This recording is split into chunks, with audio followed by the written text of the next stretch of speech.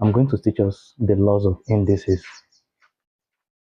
Now, this said for any number a,m,n, where a is not equal to 0, a here represents the base of this number, just like here, this is the base, this is the index, or you call it power. This is the base, this is the index. So indices simply means powers. Now, these are the basic laws of indices here. There are 7 here. Okay, now look at the first. The first law is called the multiplication law. You have it that when multiplying powers of the same base, you take one of the base, you add the powers. That is why you are seeing this to be a raised to power m plus n, because we are multiplying powers of the same base. A is here, A is here, they are the same base. You just take one of the base, you add the powers.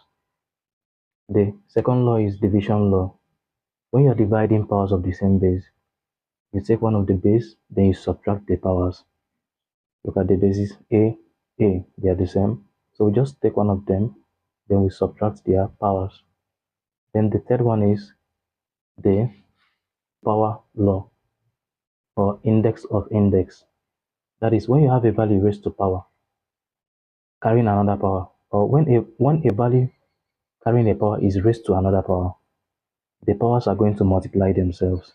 You can see that a is raised to power m, or raised to power n.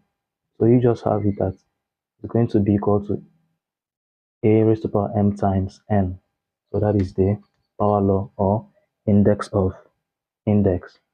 Now you have the zero index. When you have any value raised to the power of 0, it's going to be equal to 1. If it is a positive value, it's going to be positive 1. If it is a negative value, it's going to be negative 1. Please, and that value must not be equal to 0. That is why we began that a is not equal to 0.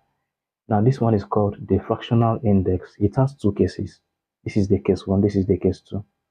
Now here, when you have a value raised to power of a fraction, the denominator of the fraction becomes the root of the value,